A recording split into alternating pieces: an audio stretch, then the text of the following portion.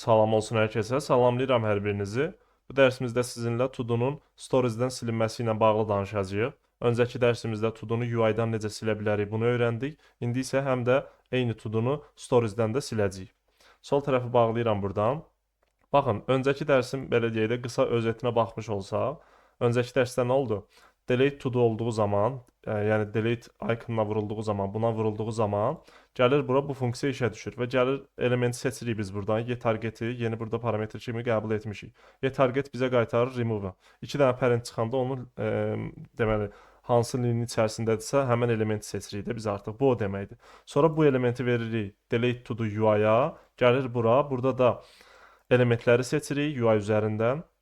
Node list olaraq gəlir bizə. Daha sonra silinməli olan elementin, yəni bura parametr olaraq göndərdiyimiz elementin data ID-sini alırıq və burada da for each üzərində fırlanırıq node listin. Hansı elementsə həmin elementi remove eləyirik. Bu UI-dan silməkdir, elə deyil. Məsələn, buna klik eləyirəm, to do 1 buradan silinir. Amma refresh elədiyim zaman bu buradan silinmir. Təzədən gəlir bura. Niyə görə? Çünki local storage-də də var. Amma mən buna artıq vurduğum zaman həm buradan, həm də lokaldan silməliyik də bunu, elə deyil. Onun üçün də bir dənə də delete to do storage metodu yazacağam. Onu da buradan aşağıda yazacağam. Baxın, burada aşağıda yazacağam. İndi amma bir məsələ var burada.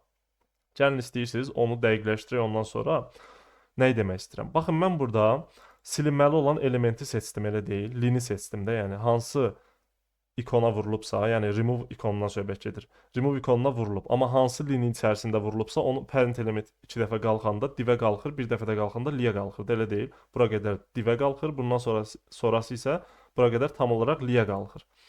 Mən bu lini seçdim burada. Sonra bu lini parametr olaraq verirəm bura. Amma sonra gəlirəm burada bu linin data ID-sini alıram, elə deyil.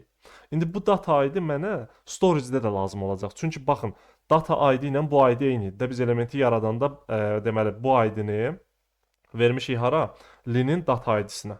Elə deyil, atributlardan olan data ID-yə vermişik. İndi bunların bərabərliyini yoxlayacağıq. Məsələn, buna vurduğum zaman bu linin data ID-si ilə burada hansı elementin bunun içərisində olan hansı elementin data ID-si bir-birinə bərabərdirsə, linin data ID-si burada olan hansı elementin ID-sinə bərabərdirsə, deməli mənim silinməli olan elementim odur. Elə deyil, onu siləcəyik buradan.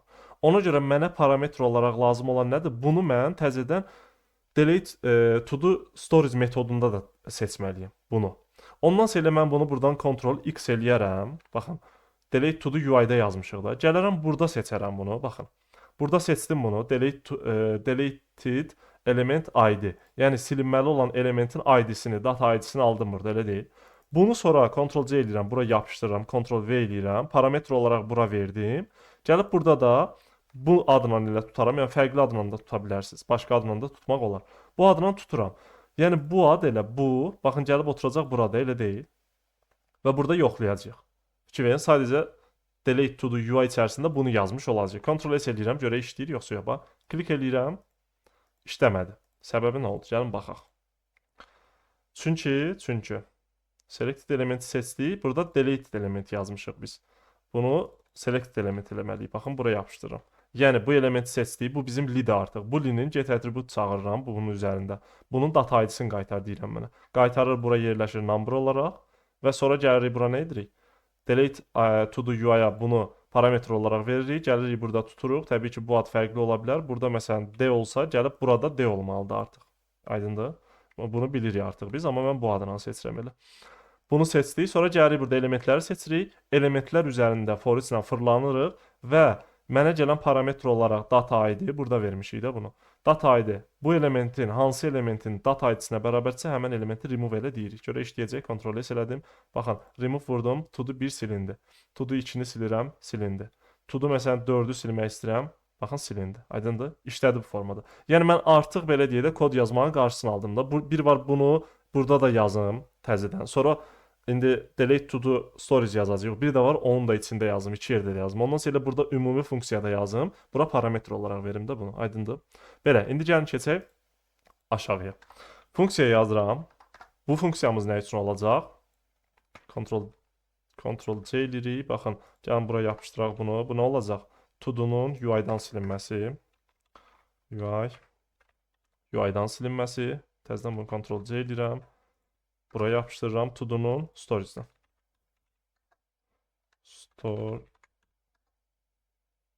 Storage'dən dən yazaq da bunu da.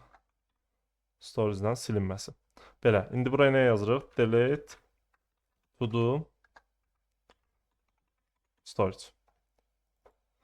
Parametr olaraq nə qəbul eləyəcəyik biz? İndi ona baxacağıq. Baxın bunu bura baxıram, bunu atıram, delete to-unu açdım.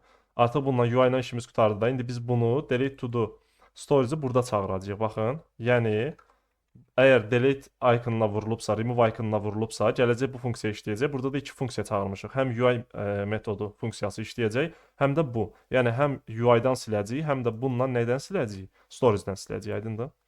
Burada parametr olaraq elə bunu verirəm, baxın. Bunu burada parametr olaraq verirəm. Ctrl V ilə.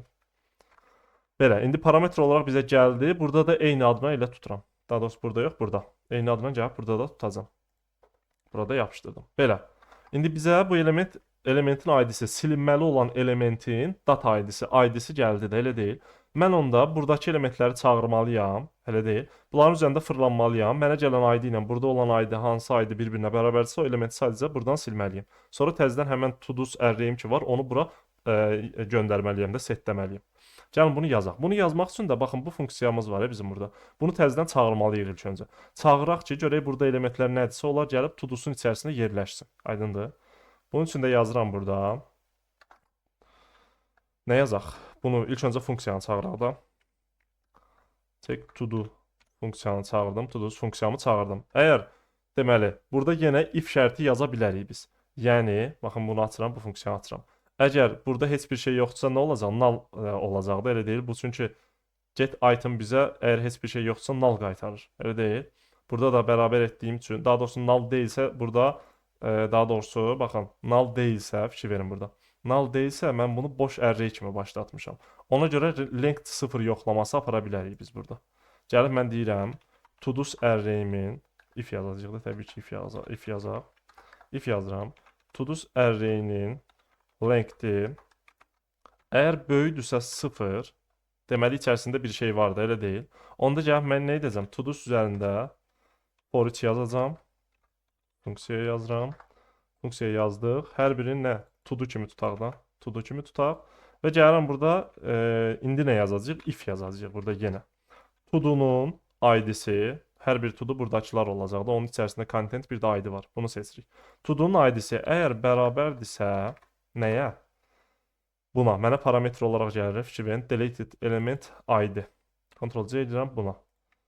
Bərabərdirsə, deməli bu elementi silməliyik biz burada. Bunu silmək üçün də biz to-dos elementini, baxın burada indeksi də ala bilərik. İndeksi də alıram mən. Hansı indeksdirsə onu alıram da. Baxın burada nə yazacağam? To-dos array-inin splice eləyəcəm. Baxın. Splice metodunu çağırıram. İndeks nömrəsini bura verirəm və bundan bir dənə yuxarı sildiyim zaman özün silmiş olacaq da. Elə deyil. Ctrl-S edirəm. Sonra da gəlirəm aşağıya. Bura. For each yekunlaşdıqdan sonra nə edirəm? To-do'su təzədən göndərməliyəm, setləməliyəm lokala. Local storage-də set item metodunu çağırıram. To-do's adını verəcəm. Burada amma bir şey etdik. Burada zaten özü gəlibdi. To-do's yazdıq bura. İndi nə göndərməliyik? JSON içərisində göndərməliyik də. Stringify metodu ilə elə deyil. Bunu dəfələrlə etmişik artıq. To-do's array-imi göndərirəm bura. Görə işləyəcək bu. Ctrl-S edirik. Gəlirəm. Məsələn, to-do 2-ni silmək istəyirəm. Yəni bu silinməlidir də buradan. Bunu da biraz yaxınlaşdırsaq. Hətta biraz sola çəkirəm. Biraz da yuxarı çəkirəm. Kamera bağlamır. Ümid edirəm buranı. Məsələn, ikincisini silmək istəyirəm. Bunu silmək istəyirəm.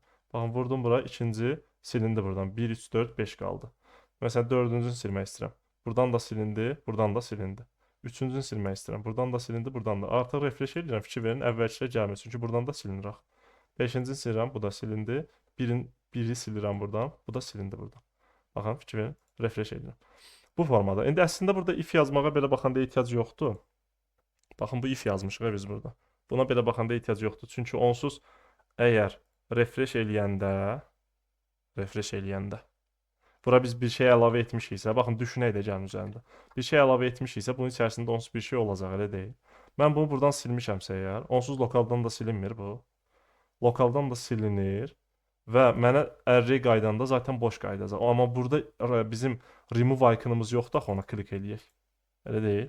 Ona görə bu şərt heç burada lazımsızdır belə baxanda. Bunu silə də bilərik buradan. Əgər istəsəz bunu silə də bilərsiniz buradan. Aydındır? Belə də yazmaq olar yəni. Təbii ki, şərt yazmaq yaxşıdır. Yəni gözlənməyən durumlar üçün şərtləri yazmağımız yaxşıdır, amma bu formada da yazsaq işləməlidir. Baxın, kontrol S edirəm, gəlirəm bura indi. Məsələn, to-do 1 əlavə edirəm, to-do 2 əlavə edirəm, to-do 3 əlavə edirəm bu formada. Refresh edirəm. Burada hamısı var məlumatlar, çünki burada da var, elə deyil. Məsələn, 2-ni silirəm buradan. Baxın, bu 2-ni silirəm. Sildim buradan. Buradan da silindi, buradan da silindi, elə deyil. 1-i sildim. Bir də buradan da silindi, buradan da silindi və 3 qaldı sadəcə. Bunu da sildim, buradan hamısı silindi. Şöyə to-do silindi yazdı. İndi məsələn, to-do əlavə ilə yenə 1 yazıram. Nəm kitab oxumaq yazıram. Gəlirəm bura to-do 1-i update eləyirəm. To-do 1-i update eləyirəm. Məsələn, to-do test yazıram. Yazdım bura. Buradan da update olundu. Yazdı mesajı. Update olundu. Buradan da. Refresh edirəm. Qalıbdı burada. Elə deyil. Gəlirəm təzədən bu to-do testi update olunanı silmək istəyirəm. Baxın. Silirəm buradan. To-do silindi. To-do silindi. Və kitab oxumağı buradan. Məsələn, bunun içərisini silirəm hamısını. Əlavə etmək istəyirəm. Deyir boş dəyər daxil edilə bilməz. Dəyərlər yerində qalır burada.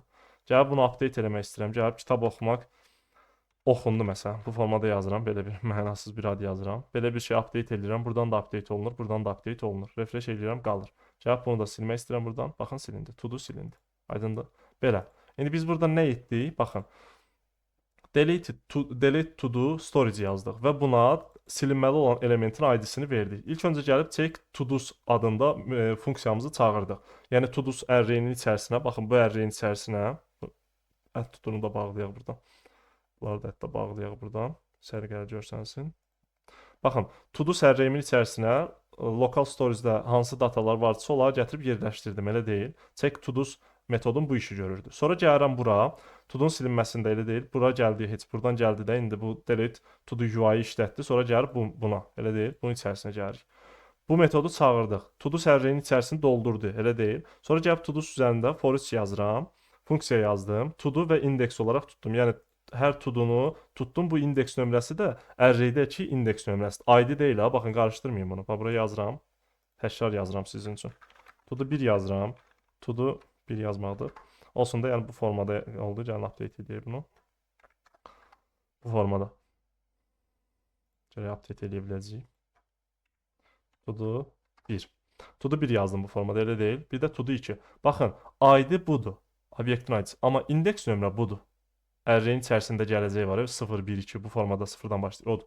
Amma ID isə bizim təyin etdiyimiz unique dəyərdir. Aydındır? Mən burada indeks deyərək onu tutdum. Bu splice metodunda silmək üçün lazımdır. Bu to-dos array deyil. Array üzərində də silmək işi aparmaq üçün mən splice-dan istifadə etdim. Deyirəm indeks nömrəni verdim. Məsələn deyirəm də burada. İndeks nömrəsi 1-dirsə, bir dənə sil deyəndə bunun özünü silir elə. Aydındır? Mən ona görə bu indeksi seçdim. To-do da burada harda lazım oldu? To-do ID-ni seçmək üçün. To-do ID bərabərdirsə əgər silinməli olan elementin ID-sinə, deməli bu elementi silməliyik. Girirəm bura, if şərti bura ödəndiyi üçün girir bura. To-do'dan splice eləyirik, indeksi verdik bura, bir dənə sildirik. Sonra for each yekunlaşır. Təzədən local storage-ə set item yazırıq. Set deyirik to-dos adında, key adında, buradakı baxın, key adında. JSON string py metodu ilə to-dos array-ni bura veririk təkrardan. Aydındır? Və update artıq silinmiş olur. Buradan və update olunur da, ümumilikdə update olunur. Yəni buradan da silinir. Bu formada belə. Bu da bizim yazdığımız deməli to-do'ların storage-dən silinməsi metodumuzdur. Burada yazdıq bunu. Yəni tək-tək silməkdir bu təbii ki. İndi son olaraq bizdə nə qaldı səhifəmizdə? Məsələn, to-do'larımız düşünün ki, var burada. Mən bu təmizləyə vurduğum zaman nə etməliyəm burada? Bir, buradan təmizləməliyəm, UI-dan təmizləməliyəm to-do'ları, bir də local storage-dən təmizləməliyəm, hamısını amma təmizləməliyəm. Buna vurduğum zaman buradakı bütün to-do'lar silinməlidir, buradakı bütün to-do'lar da silinməlidir. Elə isə növbəti dərsimizdə onu yazaq, növbəti dərsdə görüşək.